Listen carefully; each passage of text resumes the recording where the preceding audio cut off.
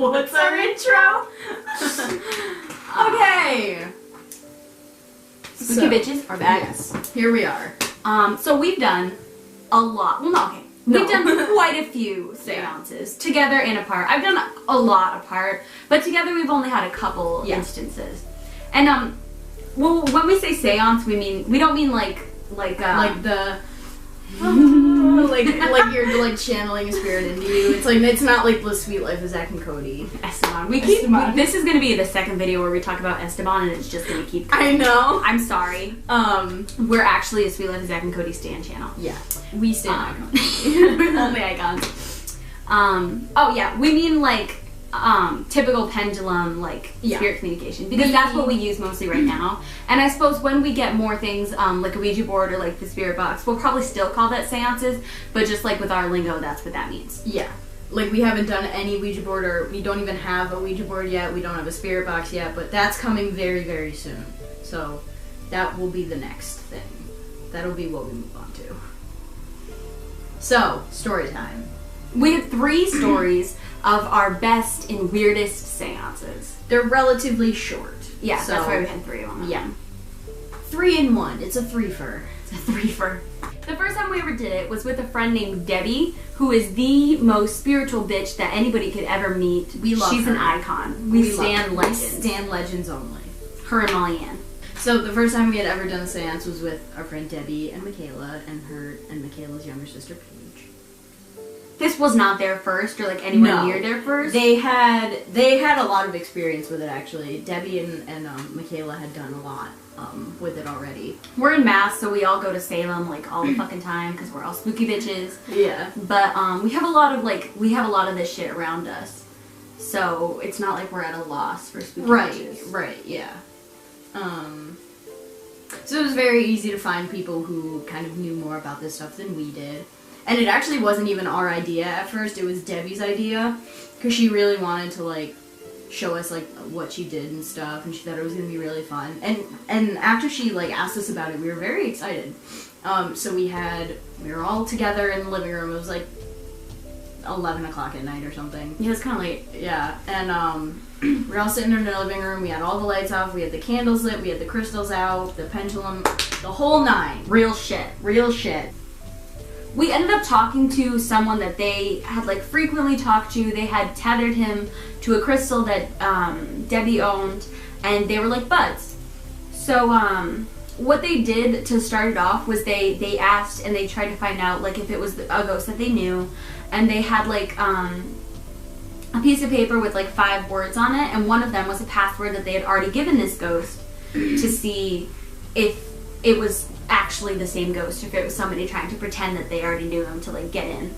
And the ghost gave the right password, so we were already off to a good start because it was a little less scary knowing that they had had experiences with this spirit before and they trusted the spirit in a way. And I don't think any of us were very scared, because we all trusted Debbie, and Debbie definitely trusted herself. So we wanted to test those like stupid little apps that are like ghost communicators. Yeah. And we wanted to see like if it would say things that relate to the questions that we were asking and to the things that the ghost was saying. So we had like somebody writing down the questions that we asked, the answers, and then what the app would say. I was writing down what the app said. I think Paige was writing down the questions. Yeah. Paige was writing down the questions, and Debbie was running. Yeah, Debbie was doing the Debbie was the director. When we sat around the table, there was like couches and there was the table. So the table was like this, and Debbie was here, and the couches around here. And I sat there, and there was a little bit of space between me and Debbie on the hand that she was like holding the pendulum with. And then I don't remember how the other side of the couch worked, because you there. I think it was Paige next to Debbie, and then you, and then Michaela. In between Debbie and I, there was a space, and it was really, really cold in that space. And something that they had done before was say like, oh, can you touch the girl with this hair, or like, can you touch this person? Because one thing that we don't like to do is say names, because it can get very personal. Blast. Yeah. And so we would say, oh, can you touch this person? And like it would touch Paige, and Paige would say, oh, I feel really cold right here.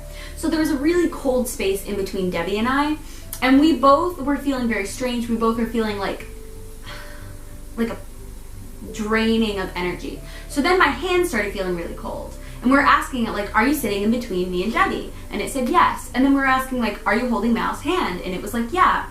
And we said, are you using, like, her energy? And it was like, yeah. So, because the responses were getting, like, slower, they were getting less emphatic, we like, let it, like, take some of my shit because I didn't care. Like, I was just gonna need a fucking nap. Right, no yeah. deal. And so after that, the answers, like, they kept going, like, we were able to continue it. But it was so interesting because it was really, like, interactive with us.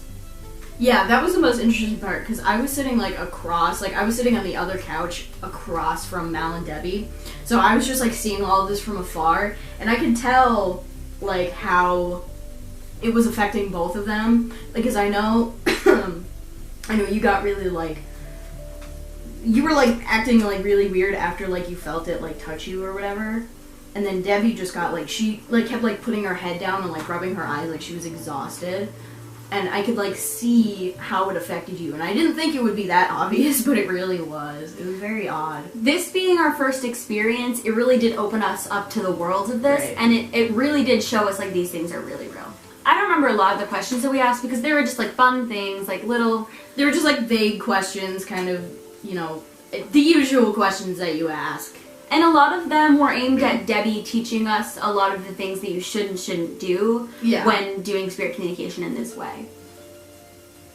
So it was basically like Debbie, like, doing the pendulum thing, but she was trying to, like, ask the right questions, and she was, like, giving us, like, tips and, like, telling us what you should say and then certain things that you shouldn't say.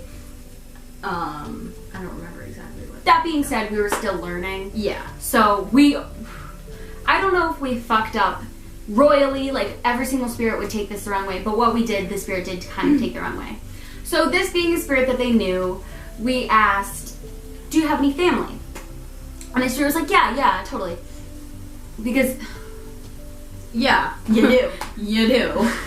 And so we were like, oh, is your family still alive? And I don't know if it said yes or I don't know. It said I don't know. But we were like, oh, yeah, of course, like, you don't even know what year it is right now. Right. So we said, do you know what year it is? And it said no, because how is it supposed to? Yeah, right. And we said, okay, do you want to know what year it is? Because we were trying to be polite, we were trying to, like, respect what it wants to do. So I guess if we did something wrong, it's because the spirit wanted us to. But it said yeah. So we were like, oh, yeah, it's 2017. And it was like, okay. And we were like, okay. Is your family still alive? And it was like, no. And then both Debbie and I felt like a really draining power. Yeah. Like, they ended up getting, like, feeling really tired. And, like, Debbie especially got really, really exhausted. Like, as soon as we ended the session, she passed out on the couch. Like, she fell asleep. And she was dead asleep until, like, I want to say, like, 9 in the morning. When we talked to the spirit and we let it know, like, this is what year it is, and it decided that their family would most likely be dead at this point, Debbie and I, like, we made eye contact, and we really both felt, like, something. I don't really know how to describe the feeling. It was a couple months ago, so I can't really remember to the starkest detail, but I know that we both felt something. We made eye contact immediately, and we both knew something was up. And we asked the spirit if it was too upset to go on, and it said yeah, like, it didn't want to talk to us anymore, because we could both really feel that. And I think that goes to show you a lot about intuition and energy and how you need to be paying attention to yourself and your body, especially as the person conducting the seance, or as a person that you already know is involved with the spirit. Right. So we shut it down, we stopped. Yeah, we decided that it was going to be too much if we decided to, like, keep going, because I know Debbie probably would have straight up just, like, passed out. Because as soon as we stopped, that's what happened. So, I mean, that's probably the best advice we could give, is if you feel like something's not going right, or you feel like something you don't feel right, then just end it. End it. Walk away from where all of your stuff is. Don't even touch any of it. Just walk away. Go away, go somewhere else. And then once you feel, a little bit better, then you can go and clean up and put stuff away, and then it should be okay. But definitely listen to yourself, listen to your body, and all of that. Yeah, if you're feeling negative, just do all your closing out shit and go and take a break, and then you can... Because it's so much better to be safe than to fuck yourself up. Right. And even Debbie, she decided that she couldn't go on, and we didn't do another seance that night. We were going to do another one, but Debbie decided that it was going to be too much, and she promptly fell asleep. Next one. This is actually a very unmemorable seance in itself. Yeah, it wasn't that great. It was kind of shitty, actually. Nothing really happened. It was very but unsuccessful. Something funky happened when we ended it, or failed to end it well. Yes. So. Oh my god. Gross. Excuse me. So I have a lot of family. I'm one of 5 kids, and both my parents are together, and my grandma lives in our house. So everybody's going in and out. Our whole house is basically a hallway, so to get one place you have to walk through every room but mine, but you still have to walk past it. So we get a lot of interruptions here. So we decided to do one where we knew we wouldn't get a lot of interference, but my brother, Sam, was still home. And he came in a couple of times during the seance. And I had to move my car. Yeah, we had to like stop and like move her car during it. Yeah, it was annoying. Anyway, so we were sitting on the couch. We had all of this stuff laid out in front of us. It was midday, by the way. We don't do yeah, it was in the like middle of the night. Yeah, We're not it wasn't that like stupid. at Debbie's house where we were in the middle of the night, because that was the only time we could have done it at Debbie's house. So it was in the afternoon. It was still light out. It was in the summer, so it was like 4 o'clock, and it was still light out. So we had everything laid out in front of us. We didn't have any memorable things happen. Like, the seance itself wasn't that interesting. Like, we got this lady, this woman who came through. She didn't really have much to say. She thought she died in either a fire or a car accident, and we weren't really sure which one. So we were just like, do you want to talk to us still? And she said, maybe. So we were like, we don't want to talk to you anymore. Goodbye. And that was it. Prior to that, we had to like interrupt the seance, so we did like put everything down and like stop, and we didn't close it out correctly. So that definitely is our fault. Right. But when we closed it, I saw something in the front of my eyes, and you didn't see it. No, I saw not.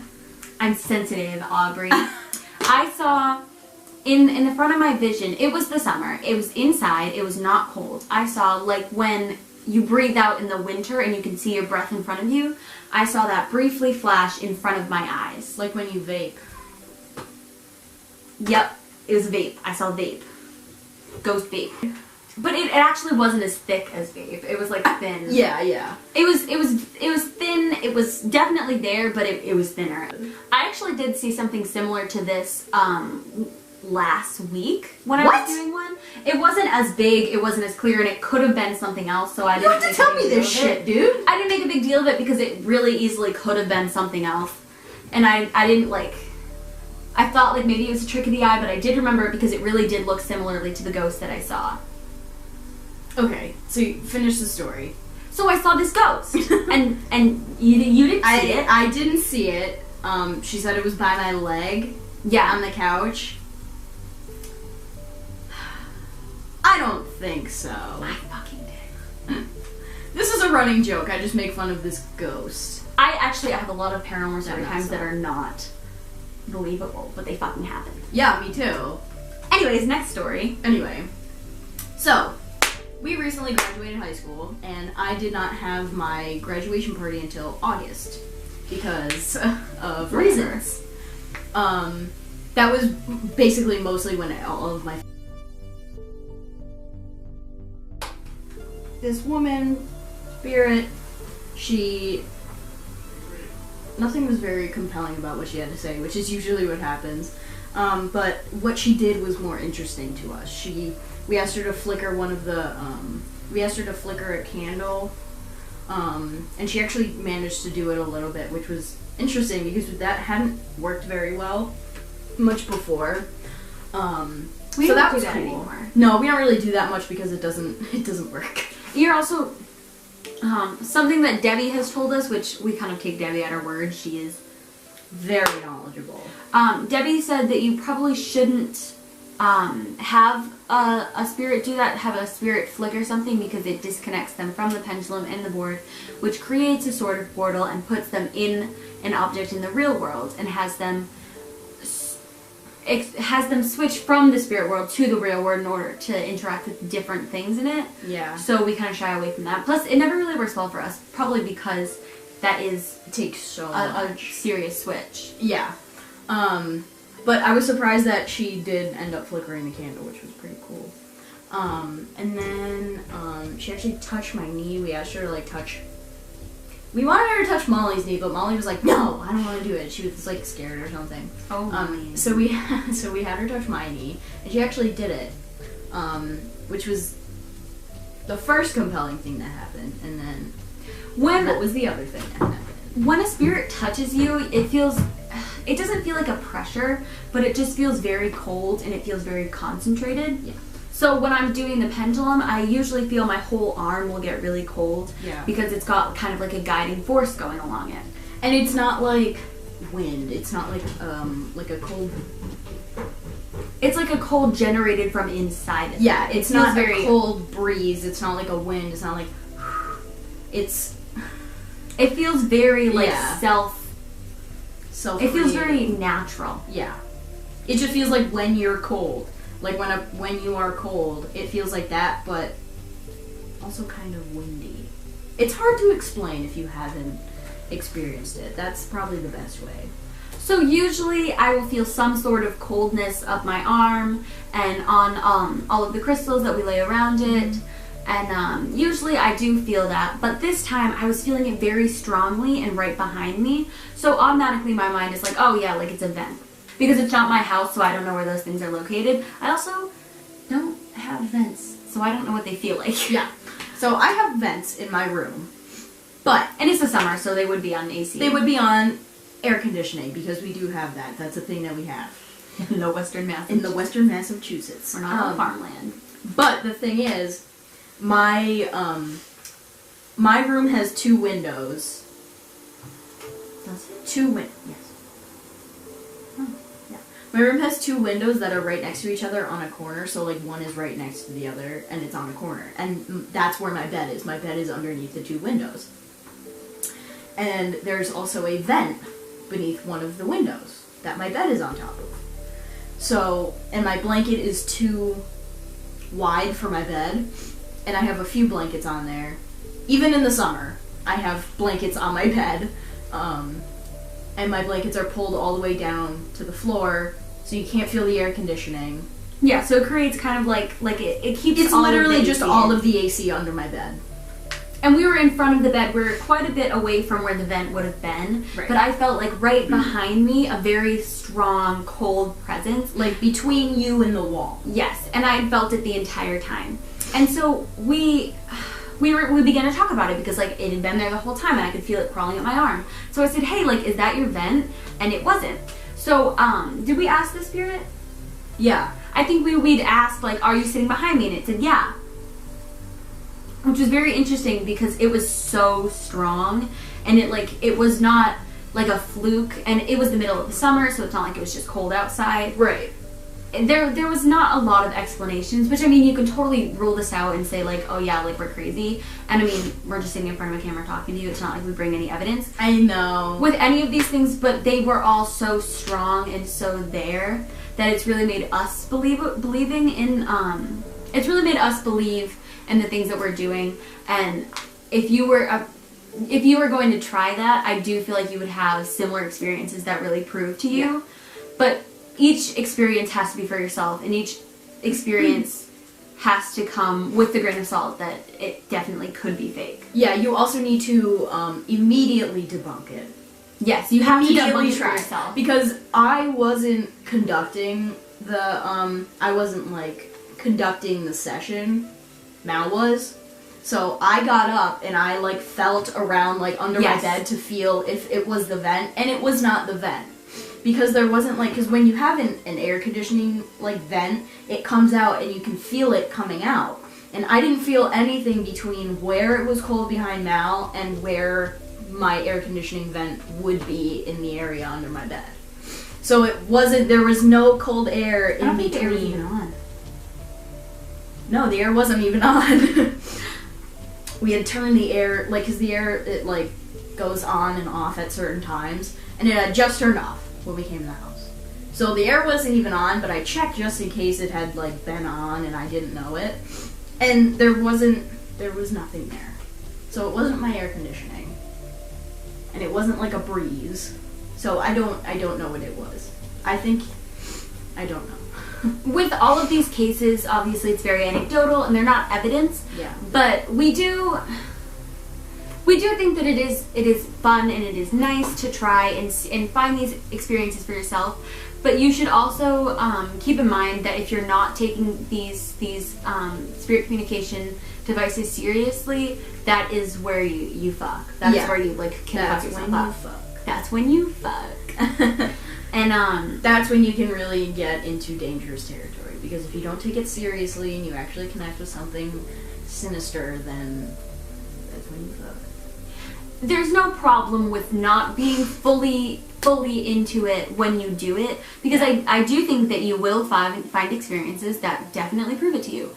But if you're completely 100% non-believing, or if you're taking it as a joke, or if you're with somebody who feels like that, or if you're with somebody who's just feeling down or has a negative energy, it's not worth the attempt, because it's all about energy and the spirits are seeking negative energy. And if you yourself are a skeptic, or you're going to do this with someone who is a skeptic, make sure you're an open-minded skeptic. Don't be like, none of this is real, there is no evidence, this could not possibly be real in any way. And if you're going to do this kind of thing with a skeptic, make sure they're also open-minded too. Because if you're not going into this with like an open mind and taking it with a grain of salt, it's not the experience for you. Like BuzzFeed Unsolved. I fucking love The Boys. We should make a TV video on this. We should. I love The Boys. They are my boys. But when somebody like Shane goes and makes a joke out of it, you're not going to get the things that you would if you were taking it seriously. And you can totally say that is because he really just doesn't believe in any of it. But you can say that that's because it's not real. But ghosts are as in tune to you as you are to them. Yeah. If they don't get anything from you, then they're not going to do anything. That it? Yeah, that's it.